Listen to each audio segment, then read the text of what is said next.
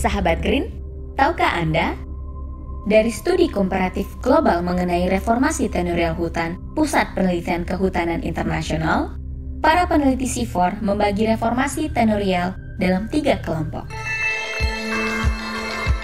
Pertama, kelompok adat atau status lahan informal.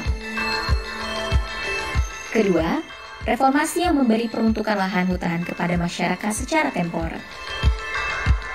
Dan ketiga, kepemilikan dan kepemilikan penuh, di mana masyarakat mendapat hak milih permanen atas lahan. Reformasi tenurial, khususnya pada model kepemilikan penuh, menurut ilmuwan senior C4 Adolescent, memberi banyak manfaat bagi masyarakat. Bagi kelompok dengan klaim adat atau klaim historis atas sebuah kawasan, bisa mendapat status lahan sendiri merupakan langkah besar. Hal ini bisa sangat bermakna dan lebih memberi keamanan jangka panjang. Walaupun sebagian besar masyarakat memandang status lahan formal merupakan langkah untuk meningkatkan hidup mereka. Lebih lengkapnya, cek situs Dering Berita Kehutanan. Dikelola oleh Pusat Penelitian Kehutanan Internasional C4. Saat ini, Anda sedang mendengarkan Radio Era Baru. More green, more sustainable.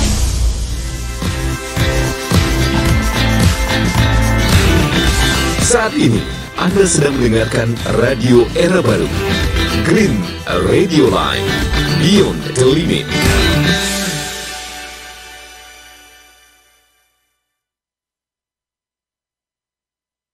Biasa bersama saya Raf Zamzali akan menemani Anda dalam New Mahoni Masyarakat Hutan dan Nasib Negeri. Kita ngobrol, kita bincang soal isu dinamika dan problematika pembangunan lingkungan hidup yang terjadi sepanjang waktu di Provinsi Riau. Ada apa saja yang terjadi pastinya di samping pandemi COVID-19 ya.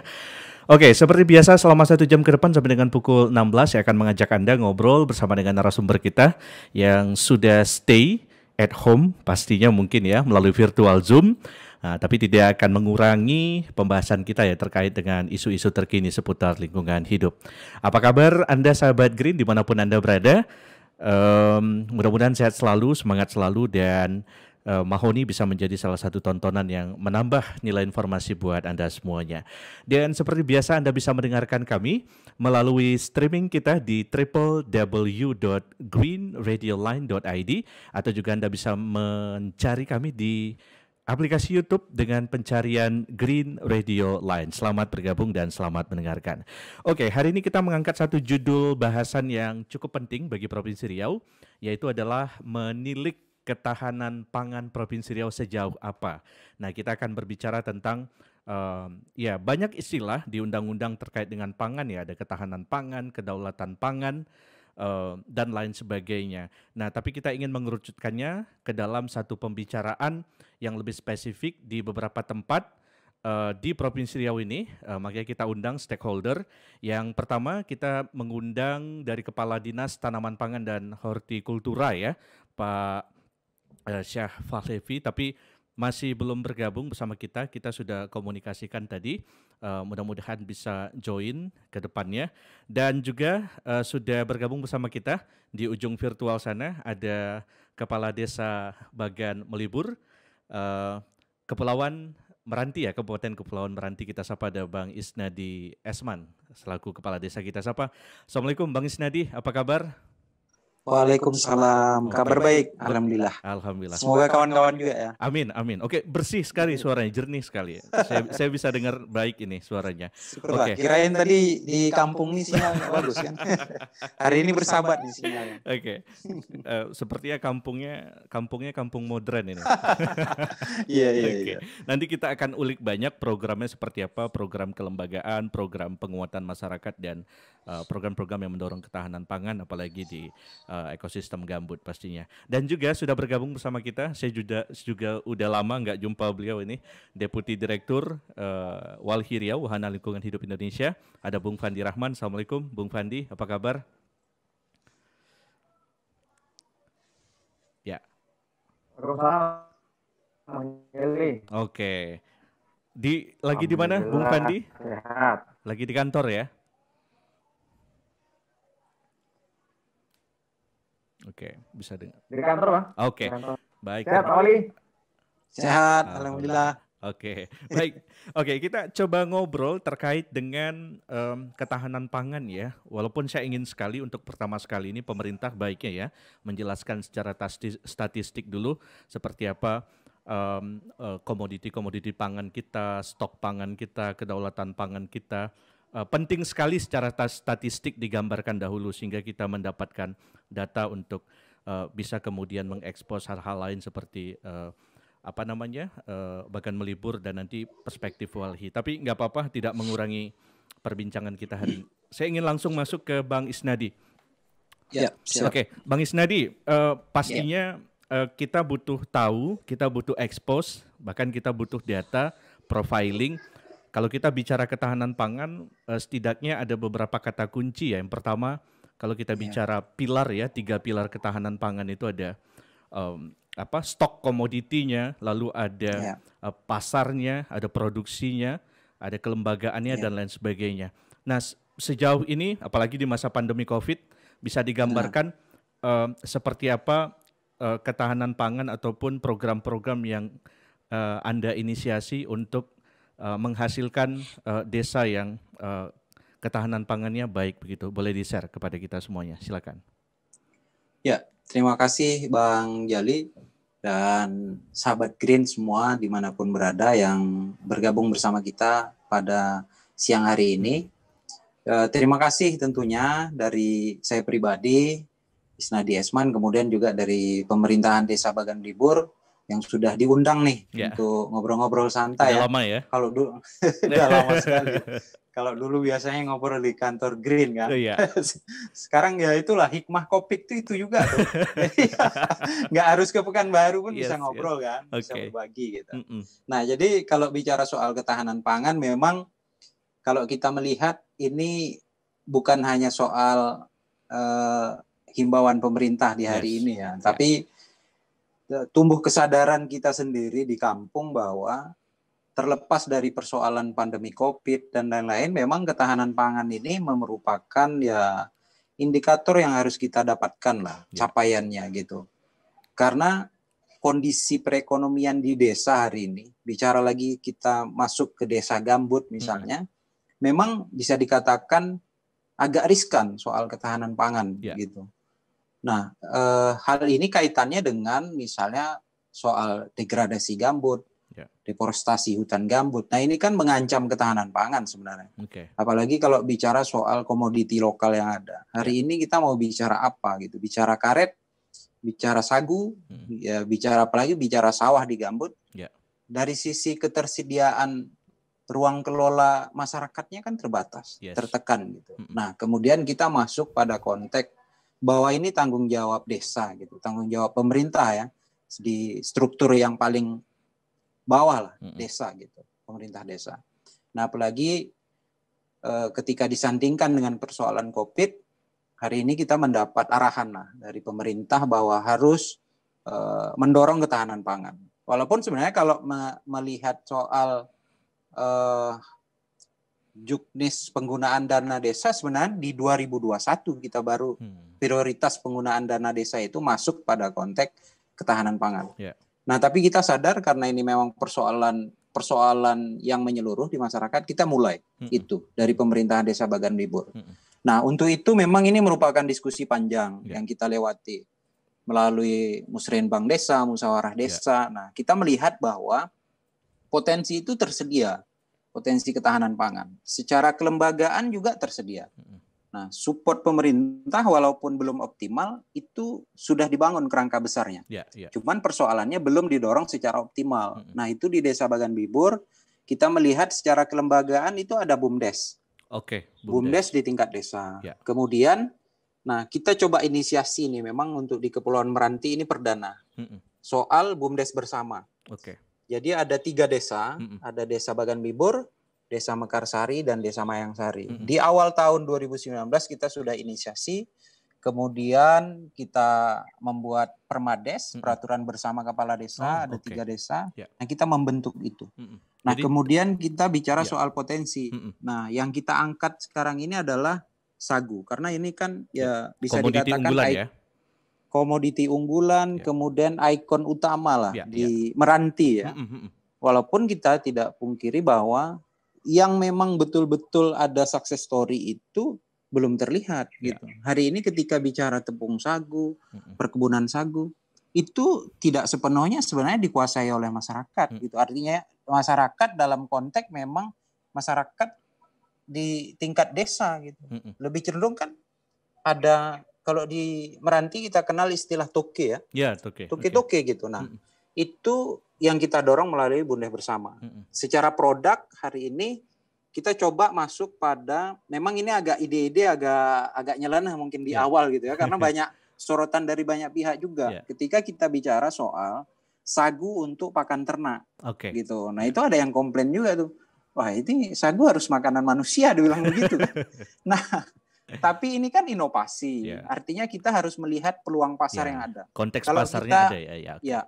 Hari ini ketika kita bicara tepung sagu, kita kalah sama yang terdahulu, yang sudah dimonopoli saya katakan gitu. Makanya kita harus melihat potensi apa lagi yang bisa dikembangkan. Nah, sagu untuk pakan ternak salah satunya yang bisa dikembangkan. Karena ini juga sebenarnya soal ketahanan pangan kan bukan berarti soal satu komoditi yang harus memang langsung dikonsumsi manusia gitu kan.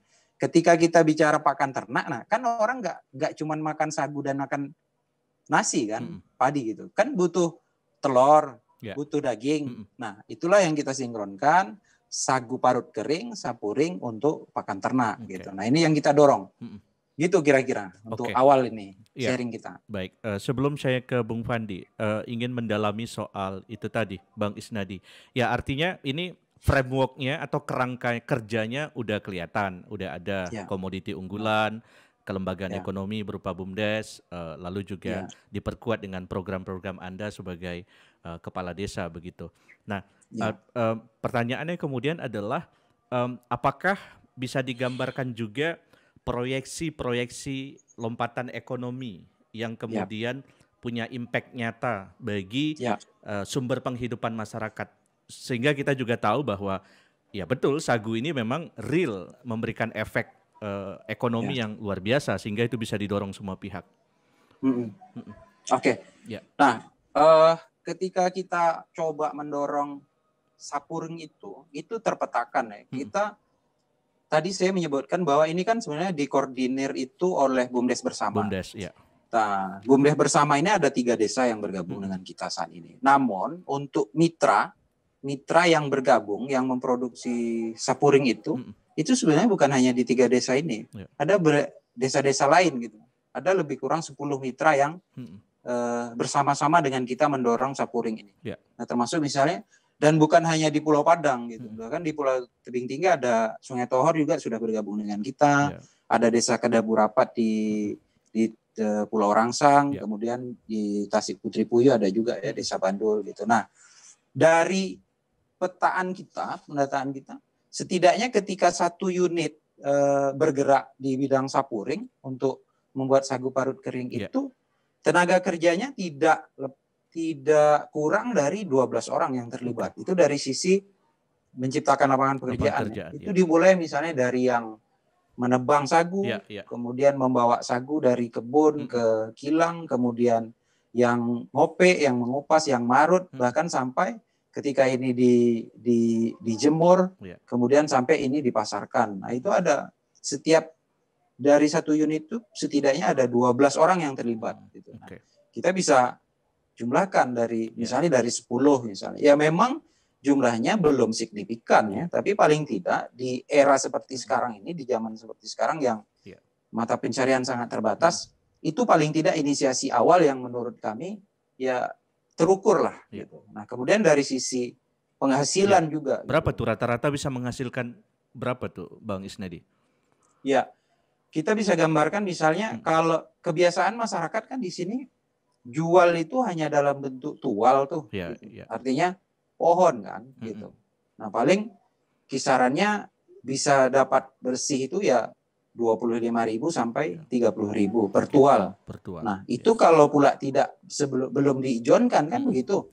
Kalau diijonkan duitnya udah diambil lama, kemudian tual sagunya udah punya toke kan, ya mungkin harganya lebih rendah dari itu gitu. Tapi kemudian ketika kita dalam bentuk sagu parut kering misalnya, satu tual itu rata-rata basahnya itu hasil parutan bisa 80 kilo. Nah, ketika dijemur, diolah, nah itu setidaknya bisa dapat 50% lah, 40 sampai 50 kilo. Nah, dengan harga yang menurut kita paling tidak ada kenaikan bisa sampai 60 sampai 75 per tualnya gitu ya. Nah, tinggal nanti dikurangi misalnya untuk kos penjemuran dan lain-lain. Nah, pemilik yang mengelola itu paling tidak dapat lebih tinggi ketika dijual dari harga tual tadi gitu. Nah, kira-kira perhitungan seperti itu. Baik. Gitu. Sementara itu dulu, Bang Isnadi. Saya ingin ke Bang Fandi nih. Bang Fandi, salah satu pilar atau faktor sukses yang mendukung ketahanan pangan di basis desa adalah kelembagaan ekonomi ya, berupa badan usaha milik desa atau BUMDes. Nah, pengalaman Walhi mengorganisir atau memperkuat basis-basis kelembagaan ekonomi ini mungkin bisa diceritakan seperti apa? Ya, terima kasih Bung Giri. Ya. Assalamualaikum. Waalaikumsalam. Waalaikumsalam. Semoga dalam kondisi saat ini, di masa pandemi ini, Allah selalu memberikan kesehatan dan mampu buat beraktivitas dan berbuat baik. Ya.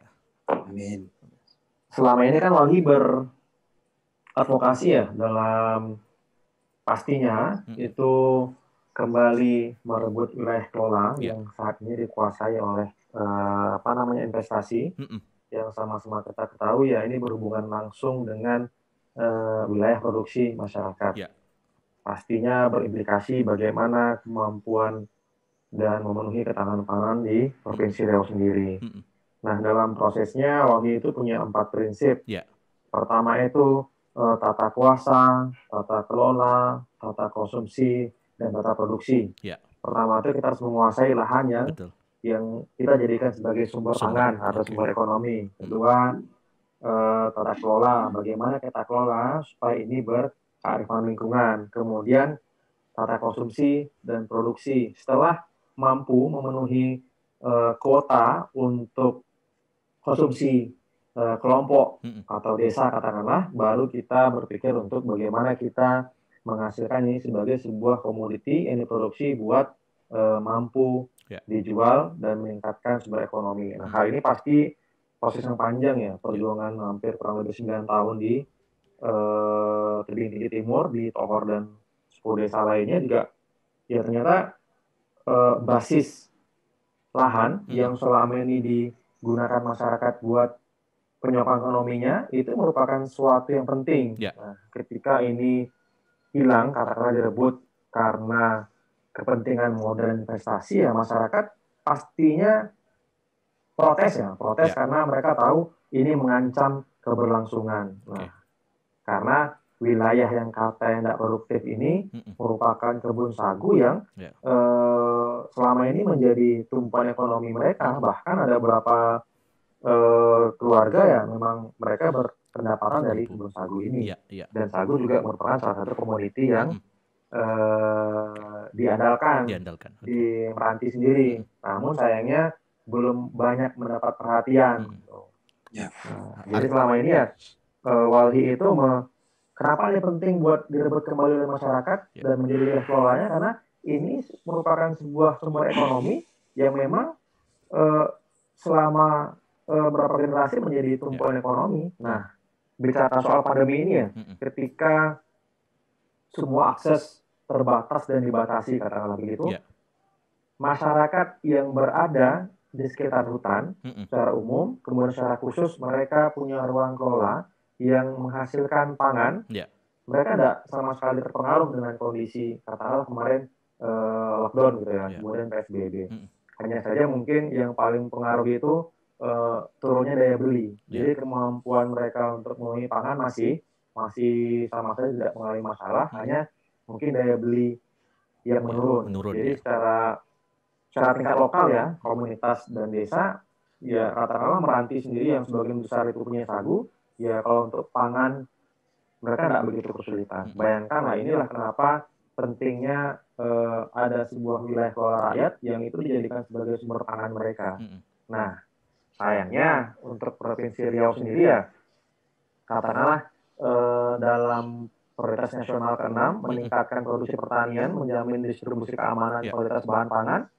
Nah, walaupun di Riau sendiri menjadi prioritas daerah juga dalam RKPD-nya 2021, nah, tapi tidak sejalan dengan bagaimana peningkatan, katakanlah, sumber daya masyarakatnya untuk meningkatkan hasil produksinya, kemudian pendampingan terkait dengan bagaimana peningkatan komoditinya, dan pastinya juga bagaimana kelembagaannya. Ini kan menjadi sesuatu yang luar biasa, walaupun dalam Perbub sendiri terkait dengan pengalokasian dana desa kan itu bisa digunakan buat hal ini, tapi belum menjadi prioritas sendiri. Bahkan dalam data statistik Riau sendiri, sagu itu belum masuk dalam salah satu kajian sumber pangan yang mereka hitung. Nah, ini menjadi sesuatu yang katakanlah harus mulai berpikir ketika prioritas nasional terkait dengan membangun lingkungan hidup, meningkatkan penanganan bencana. Nah, ketika jadi bencana, ini kan bencana alam dikatakan. Betul. Nah, itu penting sekali buat menilik hal seperti ini. Gitu. Jangan ketika terjadi baru bicara sibuk ketahanan pangan gitu. Iya, dan kita masih berpikir soal padi. Padi. Nah, sebagian besar kita punya lahan jagung, kemudian kita punya sagu, yang ini belum menjadi sesuatu yang penting. Katakanlah, padahal kemarin itu semua tutup. Nah, bagaimana pasti orang berpikir mengamankan diri sendiri, katakanlah wilayah sendiri gitu kan. Kenapa tidak kita jadikan sagu salah satu sumber pangan yang katakanlah bisa meningkatkan ekonomi masyarakat, meningkatkan daya beli lokal dalam hal ini Provinsi Riau. Jadi kita tidak sibuk lagi untuk nunggu beras dari provinsi tetangga, bahkan kita ya berpikir untuk tidak ekspor. Impor beras lagi, kita udah punya komoditi sagu. Artinya Bung Fandi ingin mengatakan yang pertama, pemerintah daerah khususnya belum memprioritaskan komoditi pagu, wilayah kelola sagu yang ada di kabupaten-kabupaten yang memang menghasilkan sagu itu belum terlihat dalam prioritas dan rencana-rencana pembangunan strategis pemerintah begitu ya. Walaupun sudah tertuang dalam RKPD-nya, tapi ini belum dilaksanakan secara real gitu ya. Bahkan katakanlah BUMDes atau bahkan nanti ada koperasi, ini kan menurut kami itu bisa menjadi salah satu alternatif di kondisi saat ini ya kita berusaha lah agar daya beli masyarakat meningkat. Juga ini pastinya berpengaruh terhadap bagaimana kemampuan mereka buat meningkatkan sistem imun dan juga menjaga kesehatan. Oke. Baik, Bung Fandi dan Bung Isnadi, kita break dulu. Ada pariwara yang mau lewat dulu, sahabat Green. Kita jeda sejenak ya untuk merefresh sedikit pembicaraan kita terkait dengan menilik ketahanan pangan di Provinsi Riau, spesifiknya katakanlah komoditi sagu ya di Kepulauan Meranti yang juga menjadi wilayah advokasi dari Walhi Riau dan juga Bang Isnadi selaku Kepala Desa Bagan Melibur. Nanti kita akan perdalam kembali. Jangan kemana-mana, tetap di Masyarakat Hutan dan Nasib Negeri. Kita akan segera kembali selepas pariwara berikut ini.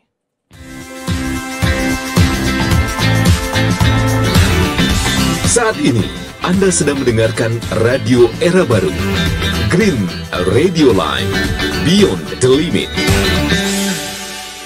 Ya, halo sahabat Green, terima kasih Anda masih stay tune di Masyarakat Hutan dan Nasib Negeri, pastinya di laman streaming kita di www.greenradioline.id, atau juga Anda bisa mendengarkan kita melalui YouTube di pencarian Green Radio Line. Selamat bergabung dan selamat mendengarkan. Oke, kita masih dalam tema bahasan yang sama, menilik ketahanan pangan di Provinsi Riau bersama dengan Kepala Desa Bagan Melibur, Kabupaten Kepulauan Meranti, ada Bang Isnadi Esman, dan juga ada Deputi Direktur Walhi Riau Wahana Lingkungan Hidup Indonesia, ada Bang Fandi Rahman. Dan saya perlu ingatkan kembali, semula memang kita ingin mengundang ya Kepala Dinas Tanaman Pangan dan Hortikultura yang ingin memberikan penjelasan juga penting bagi kita seperti apa gambaran yang pastinya tidak hanya sagu tapi komoditi-komoditi pangan yang sifatnya adalah primer, kebutuhan-kebutuhan dasar masyarakat, ataupun yang sifatnya komoditi-komoditi unggulan seperti sagu. Nah, terima kasih Anda masih stay tune ya. Kita lanjutkan kembali perbincangan kita bersama dengan dua narasumber kita. Nah, saya ingin masih ke Bang Fandi dulu sebelum nanti ke Bang Isnadi. Saya ingin menilik juga soal program-program ya. Bang Fandi bisa dengar? Di kopi, Bang. Oke, baik. Bang Wandi, tadi secara prinsip Anda sudah menyampaikan kata kunci ya, tata kelola, tata kuasa, produksi dan distribusi ya, sebagai mana prinsip-prinsip ketahanan pangan lainnya. Kalau dari konteks kebijakan, kita tahu ada kebijakan Riau Hijau juga. Nah, dalam penilaian Anda, apakah apakah ada upaya-upaya akselerasi dari Gubernur Riau untuk betul-betul memastikan keempat tadi betul-betul bisa dikerjakan begitu, atau memang Anda melihat tidak ada akselerasi gitu, atau hanya karena situasional COVID semuanya bicara ketahanan pangan, atau seperti apa?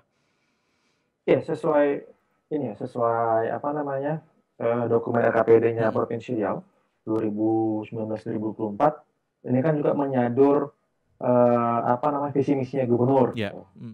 Nah, dalam hal ini ya soal prioritas dan isu strategisnya Provinsi Riau sudah disampaikan tuh dengan jelas bahwa memantapkan pengembangan industri pertanian, pariwisata yang mendorong perdagangan dan jasa untuk meningkatkan daya saing ekonomi. Nah, ini kan jelas sekali kaitannya dengan bagaimana kita menjadi wilayah yang katakanlah salah satunya itu swasembada gitu.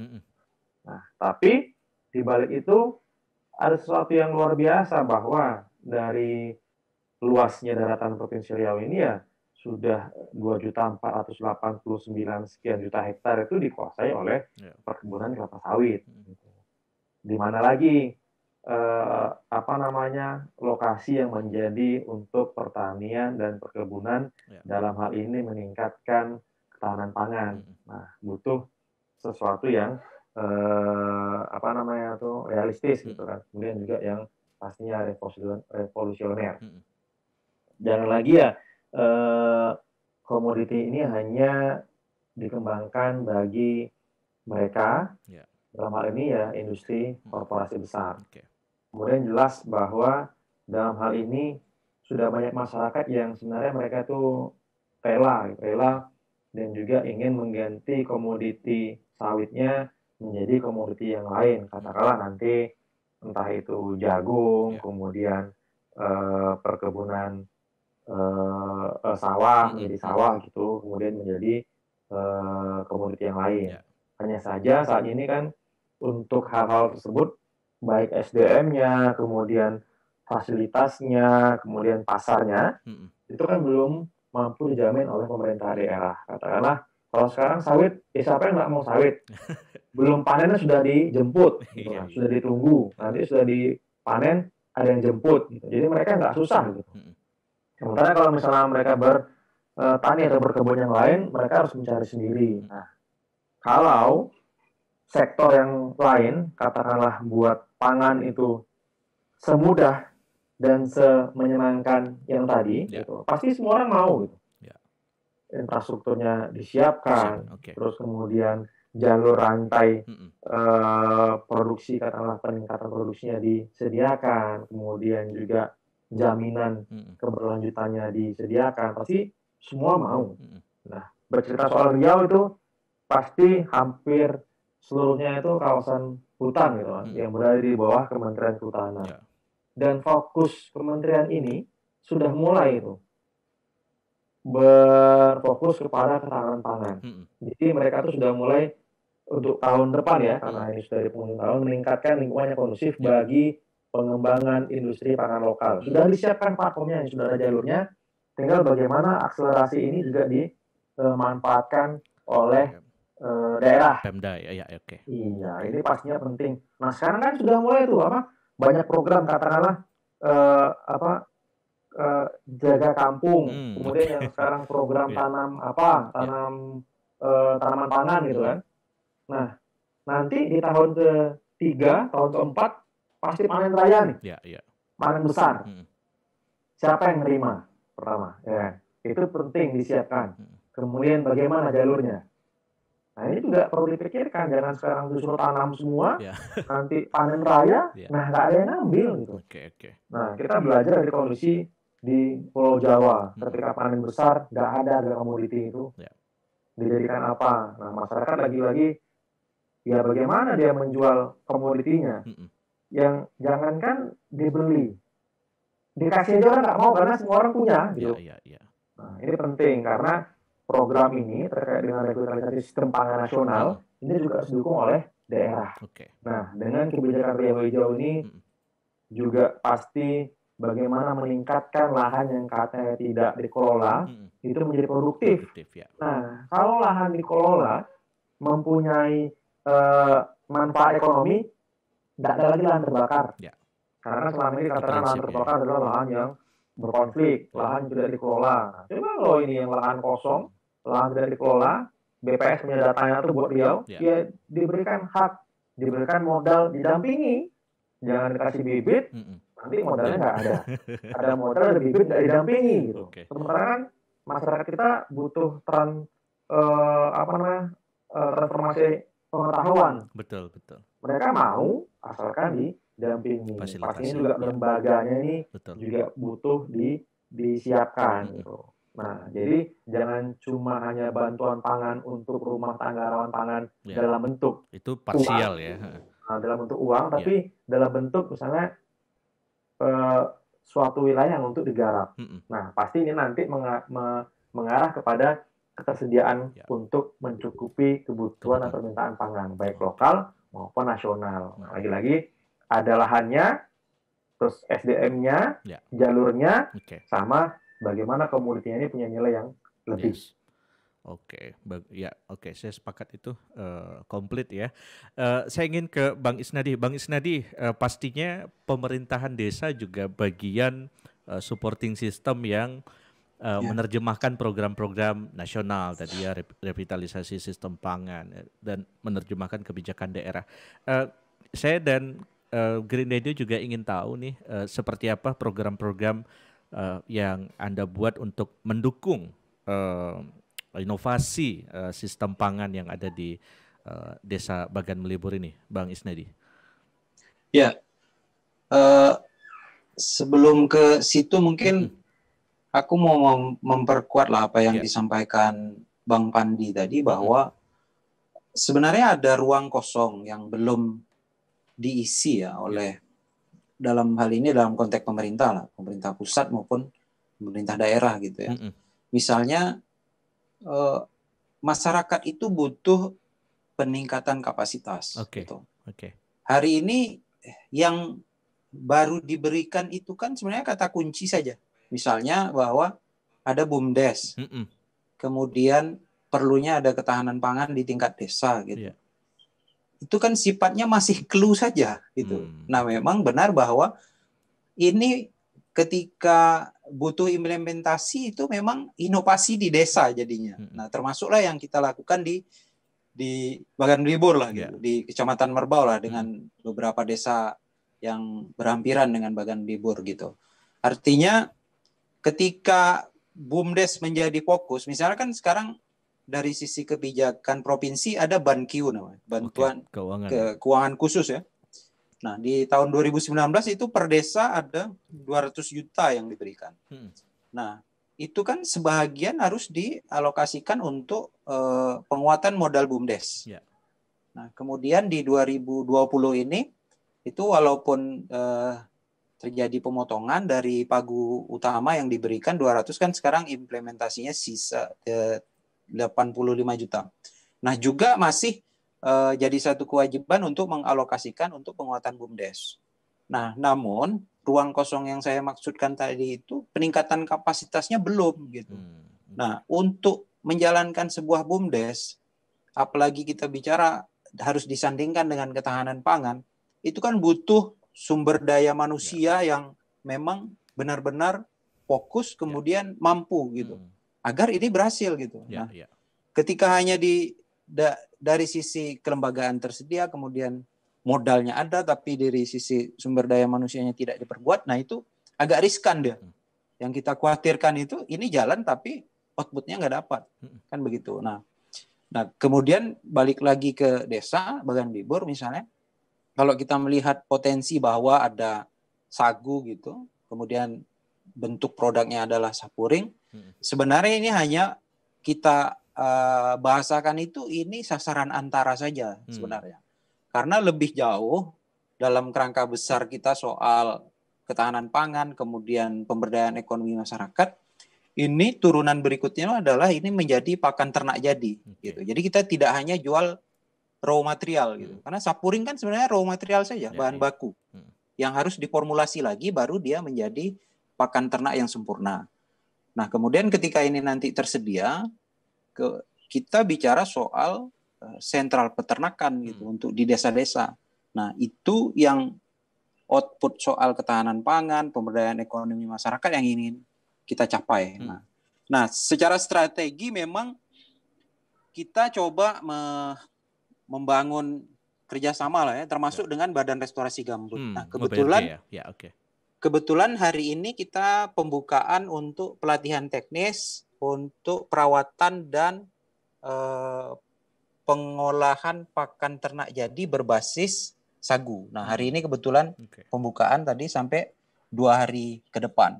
Itu yang kita harapkan memang menjawab dari ruang kosong yang tadi belum terisi, misalnya soal peningkatan kapasitas, termasuk juga misalnya untuk pengelolaan bagi pengurus BUMDes. Itu yang kita lakukan. Nah, kemudian secara strategi juga sebenarnya kita tidak hanya bicara soal produksi sagu, tapi kita juga bicara soal bagaimana untuk memperluas ruang kelolanya, kemudian memperluas juga kebun-kebun sagunya. Nah, itu yang kita gandeng beberapa pihak, termasuk BRG lah hari ini yang fokus di 4 desa yang kita dorong di Pulau Padang.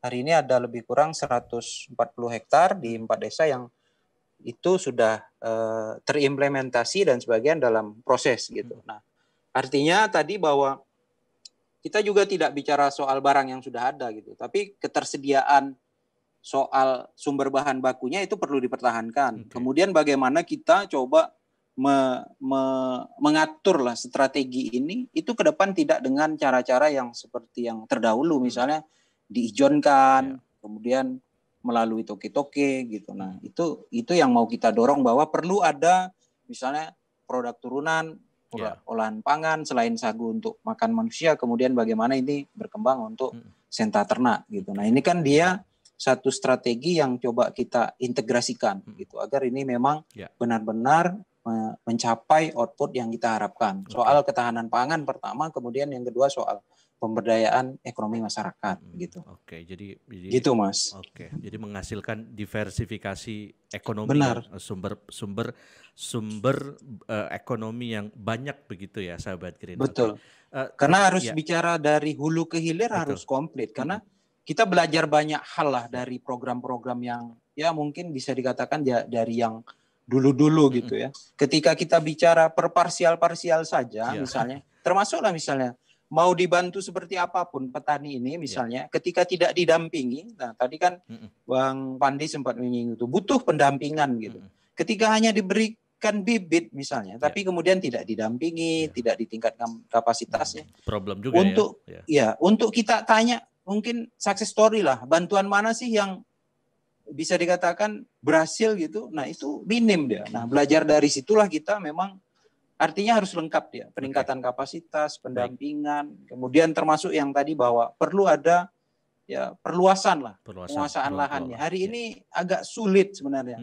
Contoh real lah sekarang ya, misalnya ketika kita dapat bantuan misalnya semacam sumbangan atau apa gitu misalnya untuk perluasan kebun gitu. Nah, tanah yang mau ditanam tuh tak ada lagi gitu kan. Mau ditanam di mana? Kalau tumbuh di laut tuh kita tanam di laut kan gitu. Gitu kira-kira. Baik, itu nyangkut juga dengan kepastian hukum ya atas sebuah ruang kelola, itu sangat penting sekali, karena bagaimana mungkin tumbuh kalau tidak ada kepastian hukum atas tanah, atas ruang kelola. Saya nambahi dikit Bang Boleh. Jali. Ini silakan. real kasus yang sedang saya hadapi ya misalnya. Itu yang kaitannya dengan Perda nomor 10 2019. Soal RTRWP itu. Itu kalau dulu karena kebetulan dulu kita masih di lembaga ya, bersama-sama dengan Bang Pandi lah kan gitu. Kita menyuarakan itu, tapi belum merasakan langsung. Nah, ketika saya pulang ke kampung misalnya, kemudian di posisi pemerintahan desa itu real, ternyata memang sempit. Gimana lah tidak? Sampai areal-areal perkampungan itu masuk kategori misalnya itu PIPIP misalnya kan. Kemudian itu kawasan hutan. Nah, padahal ketika ini mungkin dulu ketika ada Perda nomor 10 ini diakomodir misalnya diberikan untuk ruang kelola untuk masyarakat, mungkin ketika ada inovasi, pengembangan, kemudian jadi inline program-program itu mungkin akan membantu. Paling tidak masyarakat punya ketegasan soal ruang kelola yang memang bisa dimanfaatkan untuk masyarakat. Gitu. Kalau sekarang kan nggak jelas. Gitu. Gitu Mas. Mau digarap punya siapa yang mau digarap gitu ya? Ya, benar. Nah, adapun dia kawasan hutan. Kawasan hutan ya. Oke. Baik, terakhir sekali menjawab tadi yang Bang Isnadi katakan, Bang Fandi, barangkali ada, ya walaupun mungkin saya yakin ada konsepnya ya, penguatan kapasitas kelembagaan itu, tapi mungkin boleh dikuatkan kembali, seperti apa kemudian yang ditawarkan, ide soal penguatan kapasitas masyarakat sebagai faktor pendukung sukses ekonomi dan ketahanan pangan ini, Bang Fandi, dari Walhi. Ya memang kalau kita di lembaga pasti lebih leluasa ya. Beda dengan Pak Wali sekarang, pasti dia batas ya kan. Iya. Bayangkan aja kalau desanya dalam konsesi, mau gimana, nggak bisa ngapa-ngapain. Betul. Mau dirikan tugu proklamasi nama datang aja, izin dulu. Harus izin dulu ya, izin pakai. Kemudian ditanya Mendagri, duitnya kok nggak dipakai-pakai. Iya. Nggak ada pembangunan. Gitu. Jadi kondisinya begini, bahwa sebenarnya kebijakan kita, baik di tingkat nasional maupun provinsi, sudah sangat baik. Cuma ada beberapa persoalan terkait dengan, pertama, penerjemahan dalam hal ini, pelaksana teknisnya bagaimana. Karena banyak program ketika diturunkan menjadi kebijakan provinsi, itu pelaksana teknisnya tidak begitu mengerti, atau berbeda pemahamannya dengan bagaimana dimaksud oleh nasional. Kemudian dua, kesterilan anggaran. Dia punya semangat yang tinggi, tapi anggarannya untuk itu nggak cukup. Ketiga juga pastinya ya aksi di lapangannya juga harus berjalan, karena selama ini tinggal banyak sekali hanya mengejar kualitas program tapi bukan kuantitasnya. Penting sekali bahwa di tingkat apa itu butuh dilihat bagaimana sih kondisinya, sehingga nanti ini melihat proses seperti apa, kemudian kebijakan apa yang digunakan agar tepat sasaran di tingkat masyarakat. Selama ini masyarakat sebenarnya mau. Kurang belusukan ya pemerintah gitu ya? Iya, kadang sampai Selat Panjang aja, nggak sampai ke desa. Gitu. Betul, tak sampai ke kampung. Iya. Kemudian ya selama ini tuh harapan kami ya, ketika kebijakan itu diterjemahkan harusnya tepat sasaran, sesuai dengan bagaimana kondisi adat istiadat di tempat, bagaimana posisi geografis, dan pastinya juga bagaimana kearifan lokal yang selama ini sudah dilakukan masyarakat. Kadang ya kita orang kota harusnya begini Pak, nggak bisa begitu. Ternyata yang mereka lakukan selama ini sudah lebih efektif. Hanya tinggal bagaimana ditingkatkan. Lagi-lagi juga keseriusan pemerintahnya juga harus lagi-lagi kita pertanyakan. Dan kami sebenarnya masyarakat siap mendukung asal ini dilakukan dengan baik dan benar. Jangan lagi hanya sampai tingkat provinsi atau tingkat kabupaten saja, bahwa sebenarnya banyak kok pemerintah desa itu yang siap, hanya mereka bingung bagaimana sih menerjemahkan. Dikasih karung, ini karung isinya apa nggak tahu, coba dibuka sendiri gitu, pokoknya harus dipakai. Jadi mereka bingung gitu. Sebenarnya masyarakat tambah bingung, PMDesnya bingung, masyarakat tuh bingung. Jadi banyak program yang selama ini hanya sampai ke dermaga atau sampai hanya di depan halaman kantor desa, karena penerjemahannya berbeda. Makanya penting dalam hal ini juga Riau sendiri dalam hal ini sudah ditetapkan Perda 10/18 Pak Wali yang sekarang sudah kita JR, agar apa? Agar yang wilayah selama ini ditetapkan di atas meja itu harus sesuai dengan kondisi di lapangan. Agar apa? Benar. Ya bukan cuma masyarakat, pemerintah desa sendiri bingung gitu menerjemahkannya gitu. Butuh lagi izin. Sementara pagunya sudah terus berjalan. Di akhir tahun suruh lapor, duitnya nggak diserap. Sementara masyarakat butuh. Gitu. Oke. Baik, tapi sayang sekali waktu kita sudah lewat 5 menit ini, Bang Isnadi dan Bang Fandi ya. Ini sangat terbatas sekali, tapi kita nanti akan bisa lanjutkan kembali mungkin di serial berikutnya ya bersama dengan stakeholder, khususnya pemerintah daerah atau mungkin kalau perlu nanti kita coba dari pemerintah pusat juga ya untuk mengkoneksikan pembicaraan soal ketahanan pangan tadi.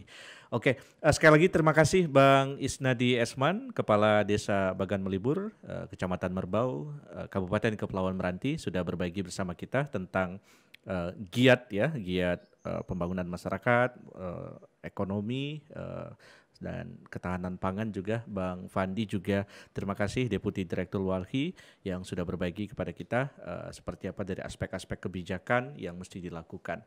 Dan terima kasih juga bagi Anda sahabat Green yang sudah mendengarkan kami kurang lebih 1 jam ya terkait dengan menilik ketahanan pangan di Provinsi Riau. Mudah-mudahan bisa memberikan nilai tambah informasi buat kita semuanya terkait dengan ketahanan pangan di Provinsi Riau. Kita jumpa lagi di New Mahoni seperti biasa hari Senin, hari Rabu dan hari Jumat pukul 15 sampai dengan pukul 16 waktu Indonesia Barat hanya di live streaming kami di www.greenradioline.id dan juga di YouTube kita di pencarian Green Radio Line. Terima kasih atas kebersamaan Anda. Saya Raf Zamzali pamit undur diri. Dari hadapan Anda, terima kasih atas segala perhatiannya. Green Radio Beyond the Limit. Saat ini Anda sedang mendengarkan Radio Era Baru, Green Radio Line, Beyond the Limit.